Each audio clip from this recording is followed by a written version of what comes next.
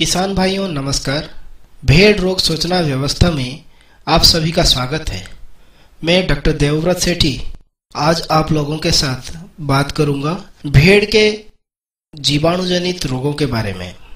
सबसे पहले हम लोग बात करेंगे एंटेरोटॉक्सेमिया यानी फड़किया बीमारी का, जिसको अंत विषाक्तता भी कहा जाता है। यह आंतों में उपजी विषाक्तता का रोग है। इस रोग में भेड़ व बकरी की अचानक मृत्यु हो जाती है। पशु की मृत्यु दर अधिक संख्या में होती है। इस रोग की चपेट में सभी स्वस्थ पशु आते हैं। बारिश में जब घास उगती है या खेत की कटाई के तुरंत बाद जानवरों को चराने से या अधिक प्रोटीन वाला आहार खिलाने पर रोग तेजी से फैलता है। रोग के कारक: यह रोग क्लोस्ट्रीडियम परफ्रिंजेंस नामक जीवाणु से होता है। यह जीवाणु सामान्यतः आंतों में पाई जाती है। लक्षण: पशु का तापमान 106 डिग्री फ़ारेनहाइट तक बढ़ जाता है। अधिक संख्या में जानवर अचानक मरना शुरू हो जाते हैं। मरने वाले जानवरों में स्वस्थ व कम उम्र के जानवर अधिक प्रभावित होते हैं। रोगी पशु की मांसपेशी में खिंचाव, फड़कन, कंपन शुरू हो जाती है। मुंह से झाग आते हैं। पेट दर्द के कारण पशु जमीन पर पैर मारता है। पशु के अफरा या दस्त लग जाते हैं। पशु जीभ बाहर निकाल लेता है। सांस लेने में कठिनाई आती है तथा दम घुटने से पशु की मृत्यु भी हो सकती है। स्थिति गंभीर होने पर आंतों से खून भी आने लगता है। रोग का फैलना: यह रोग जीवाणु का फैलाव मिट्टी, खाद, पानी व आहार द्वारा एक पशु से दूसरे पशु में फैलता है। इनके माध्यम से जीवाणु पशु की आंतों में पहुंच जाते हैं।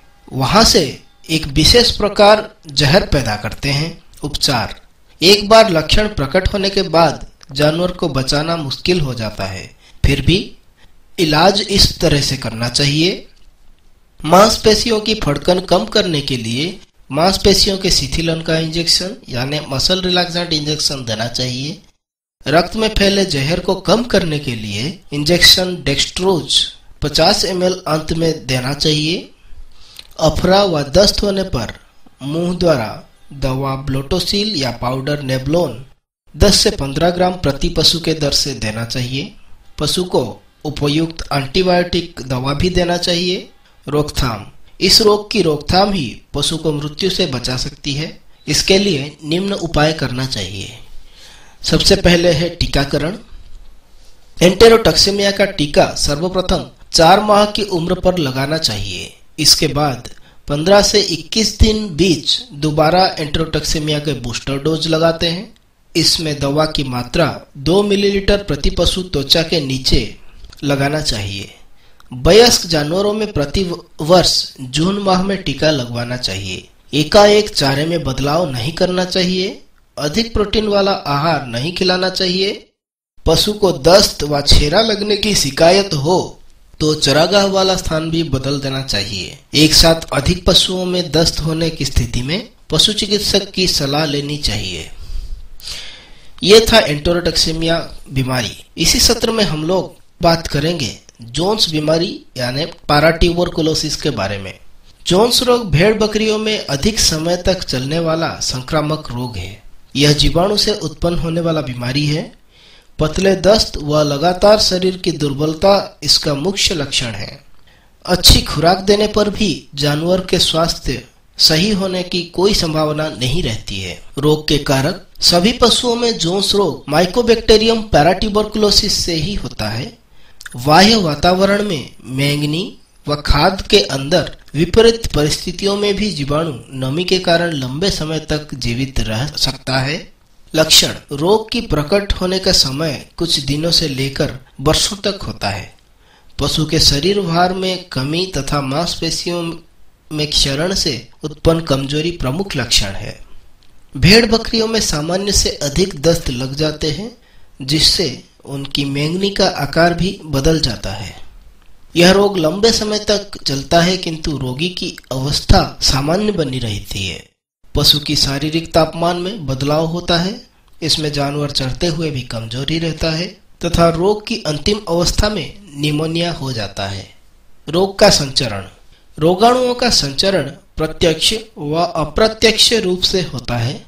संक्रमित भेड़ की मेंगनी में उपस्थित जीवाणु पानी व खाद्य पदार्थ को भी संक्रमित कर देते हैं, जिससे वो स्वस्थ पशु के शरीर में चले जाते हैं।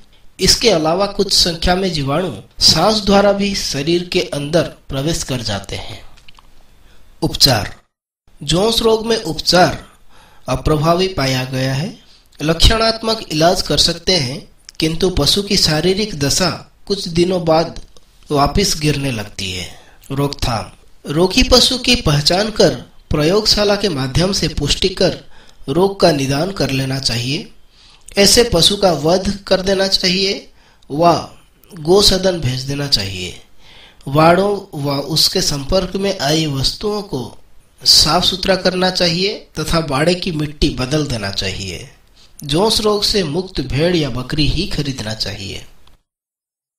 दोस्तों, इसी कड़ी को आगे बढ़ाते हुए हम लोग बात करेंगे फुट रॉट यानी खुर गलन बीमारी के बारे में, जिससे जानवर की खुर पक जाता है और गलने लगता है। क्या है ये बीमारी? खुर गलन भेड़ व बकरी की एक मुख्य समस्या है। रोग प्रकोप बारिश के दिनों में ज्यादा होता है। इससे खुरों के बीच घाव बन जाते हैं, जिससे पशु लंगड़ा कर चलता है। पशु की उत्पादन क्षमता घट जाती है। कभी कभी मक्खियों के प्रकोप से घाव में कीड़े भी पड़ सकते हैं। रोग कारक। यह एक जीवाणु जनित रोग है। स्फेरोफोरस व नक्रोफोरस जीवाणुओं के द्वारा फैलता है। ये पशु के खुरे के गीले रहने पर उनमें संक्रमण पैदा करते हैं। लक्षण। प्राय ये भेड़ व बकरी में ज्यादा होता है। पशु का शारीरिक तापमान बढ़ जाता है। रोग की प्रारंभिक अवस्था में खुर की त्वचा उतरने लगती है, जिससे खुरों के बीच घाव बन जाते हैं। पशु लंगड़ा कर चलता है। दर्द व सूजन के कारण चारा खाना कम कर देता है। घाव का इलाज नहीं करने पर घाव में कीड़े पड़ जाते हैं। कभी कभी संक्रमण बढ़ जाने के कारण पूरा खुर उतर जाता है। संक्रमण कैसे होता है? यदि रेवड़ में बाहर से खरीदे हुए पशु संक्रमित हो, वह स्वस्थ पशु को भी संक्रमित कर देता है। इसके अलावा दूषित चारागाह व अनियमित वाड़ा प्रणाली, खुरों में फंसी मिट्टी, कीचड़ आदि भी संक्रमण का कारण बन जाते हैं। अन्य रोग कारक। प्रायः बारिश में चारागाह की घास का बड़ा व सघन होना, नमी का होना, बाड़ों में पानी का भरना, पानी निकास की अच्छी व्यवस्था ना होना आदि से रोग की संभावनाएं बढ़ जाती हैं। इलाज क्या है? रोगी व लंगड़े पशु के खुर काटना चाहिए व उनको सूखी जगह पर बांधना चाहिए। रोगग्रस्त प्रभावित पशुओं को कॉपर सल्फेट के घोल में डुबोकर बाहर निकालना चाहिए। घाव की एंटीसेप्टिक घोल से सफाई करना चाहिए। घाव पर लोरेक्जिन व हिमाक्स क्रीम लगानी चाहिए। रोगग्रस्त प्रभावित पशु को बाड़े में रखकर चारा पानी देना चाहिए। पशु को उपयुक्त एंटीबायोटिक व दर्द निवारक दवा देना चाहिए। नियंत्रण कैसे करें? चरागाह व बाड़े में पानी को निकास व्यवस्था अच्छी होनी चाहिए। बारिश से 15 दिन पूर्व नियमित 5% नीले तोते से पशु के खुरों को धोना चाहिए। इससे खुर मजबूत हो जाते हैं और संक्रमण की संभावनाएं कम हो जाती है।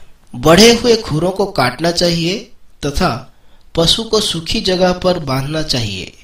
इसी सिलसिले में हम लोग बात करेंगे न्यूमोनिया व सीपिंग फीवर यानी पास्चुरेलोसिस बीमारी के बारे में। न्यूमोनिया भेड़ बकरी में होने वाला एक प्रमुख बीमारी है। बकरियों की तुलना में भेड़ में यह रोग अधिक पाया जाता है। रोग प्रकोप की संभावनाएं वातावरण में एकाएक परिवर्तन, अधिक गर्मी व अधिक सर्दी होने पर ज्यादा होती है। बीमार पशु की आंखें लाल हो जाती हैं, नाक से लगातार स्राव निकलता है और सांस लेने पर गले से गर गर की आवाज आती है। रोग कारक। यह रोग एक विशेष जीवाणु पास्चुरेला हेमोलाइटिका द्वारा फैलता है। यह जीवाणु सामान्य अवस्था में श्वसन मार्ग में पड़े रहते हैं तथा वातावरण के अनुकूलित होते ही अपनी संख्या में वृद्धि करके रोग फैलाते हैं। इस रोग के लक्षण। न्यूमोनिया की तेज अवस्था में अधिकतर मेमने मृत पाए जाते हैं। रोगी पशु की कान लटक जाते हैं, पशु के शरीर का तापमान बढ़ जाता है, नाक से लगातार लसलसा श्राप बहता रहता है और गले से गर गर की आवाज आती है। बीमार पशु की आंखें लाल हो जाती हैं, वह आंखों से लगातार पानी बहता रहता है। पशु को खांसी आती है। ये सभी लक्षण पूरे रेवड़ में दिखाई दे सकते हैं। सांस लेने में कठिनाई आती है, जिसके कारण पशु मुंह को खुला रखता है। इलाज नहीं मिलने पर पशु की 2 सप्ताह में मृत्यु हो जाती है। संक्रमण मेमनों व भेड़ों के समूह में रहने की प्रवृत्ति तथा रेवड़ में अव्यवस्थित भीड़-भाड़ से बीमारी का संचरण आसान हो जाता है। संक्रमण मेमनों व भेड़ों के समूह में रहने की प्रवृत्ति तथा रेवड़ में अव्यवस्थित भीड़-भाड़ से बीमारी का संचरण आसान हो जाता है। इसके अलावा विभिन्न अंगों व उनसे निकलने वाला स्रावों से खाद्य पदार्थ, पानी, औजार, वातावरण आदि दूषित हो जाते हैं तथा पशु के संपर्क में आते ही जीवाणु श्वसन मार्ग द्वारा शरीर में प्रवेश कर जाते हैं। इलाज रेवड़ में से रोग प्रभावित पशुओं को अलग रखकर चारा दाना व पानी का व्यवस्था करनी चाहिए। रोग की प्रारंभिक अवस्था में ही उचित एंटीबायोटिक देनी चाहिए। खांसी को कम करने के लिए कफ व दर्द निवारक दवा देनी चाहिए। पशुओं को अधिक सर्दी या बारिश से बचाने के लिए उचित प्रबंधन करनी चाहिए। रोकथाम बाड़े में खुला हवादार स्थान पर्याप्त होना चाहिए। मौसम बदलाव के समय पशु को अधिक सर्दी या अधिक गर्मी से बचाना चाहिए। समय पर पशुओं का टीकाकरण करना चाहिए। बाड़ों की स्वच्छता, धूप, हवादार स्थान होना न्यूमोनिया के प्रभाव कम कर देता है। दोस्तों, इसी सिलसिले को आगे बढ़ाते हुए हम लोग बात करेंगे रोग संक्रामक गर्भपात यानी ब्रुसेलोसिस बीमारी के बारे में। ब्रुसेलोसिस आर्थिक दृष्टि से एक महत्वपूर्ण रोग है। इससे पशुओं में गर्भपात, मेमनों की मृत्यु, जनन क्षमता का कम होना आदि के कारण पशुपालक को प्रतिवर्ष अधिक हानि उठानी पड़ती है। यह संक्रामक व छुआछूत से फैलने वाला बीमारी है जो मानव में भी हो सकता है। मानव में इससे माल्टा फीवर नाम दिया जाता है। रोग कारक यह रोग ब्रुसेला मेलिटेंसिस नामक जीवाणु से होता है जो सीधा ही प्रजनन अंगों पर प्रभाव डालता है। यह जीवाणु प्लेसेंटा यानी पोषण नलिका पर संक्रमण पैदा कर उसको गला देता है, जिससे समय से पहले ही पशु में गर्भपात हो जाता है। लक्षण क्या है?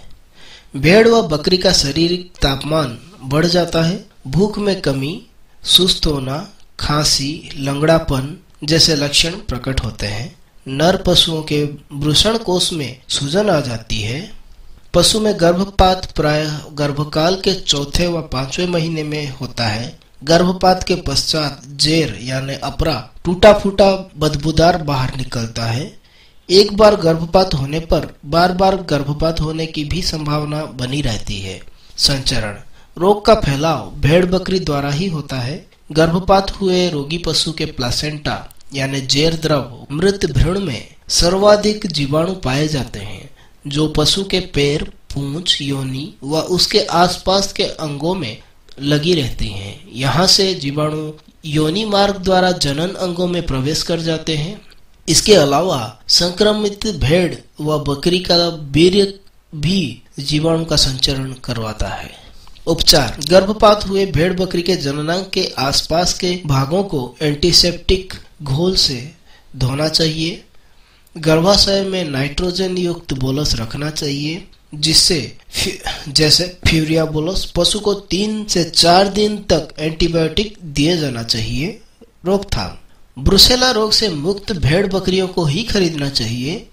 पशु की उत्तम व्यवस्था, बाड़े की नियमित सफाई व निसंक्रमण द्वारा रोग के प्रभाव को कम किया जा सकता है। टीकाकरण पशुओं के वयस्क होने पर टीका लगवाना आवश्यक है। टीका ब्रुसेला मेलिटेंसिस रेव 1 गर्भपात बाद जेर द्रव, अपरा द्रव व मृत भ्रूण को जमीन में दबा देना चाहिए। यदि संभव होता है तो खरीदने वाले जानवरों की ब्रुसेला की जांच करवा लेनी चाहिए। दोस्तों, आज के सत्र में हम लोगों ने बहुत सारे जीवाणु जनित रोगों के बारे में बात किए जो भेड़ बकरी पालन में आर्थिक हानि पहुंचाते हैं। समय समय पर टीका लगवाने व जांच द्वारा इन बीमारियों की रोकथाम करने से ही हम इस बीमारियों से होने वाले आर्थिक हानि को कम कर सकते हैं। अगले सत्र में हम लोग बात करेंगे भेड़ बकरियों के विषाणु जनित बीमारियों के बारे में। धन्यवाद।